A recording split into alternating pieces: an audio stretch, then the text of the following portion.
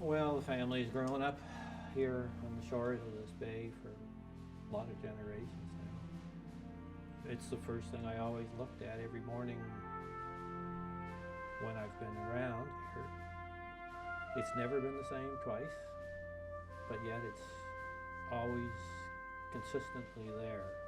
Tide, wind, season, always ready to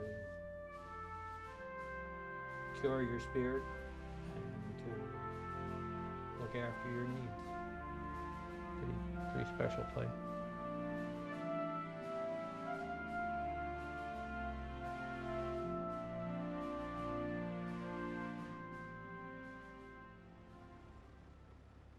Well, the family had been involved in oysters right from the very beginning, so historically I had heard stories about it.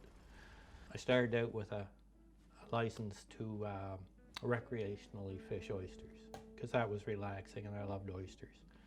I knew the industry. This is what basically happened.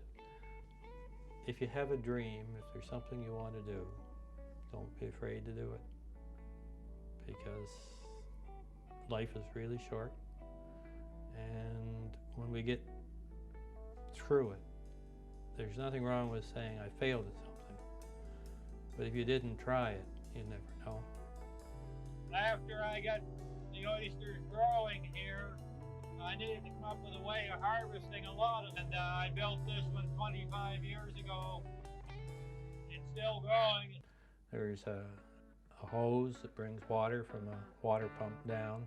You have a sled that slides along the bottom, which moves the oysters and the shellfish back onto a flat wire belt chain, and that just brings it up to the surface where you can pick them off as frantically as possible.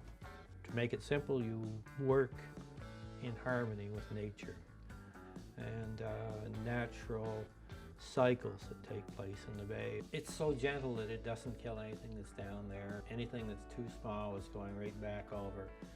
We never over harvest because we need to keep that spawning mass there in the bay to maintain what this cycle is going on.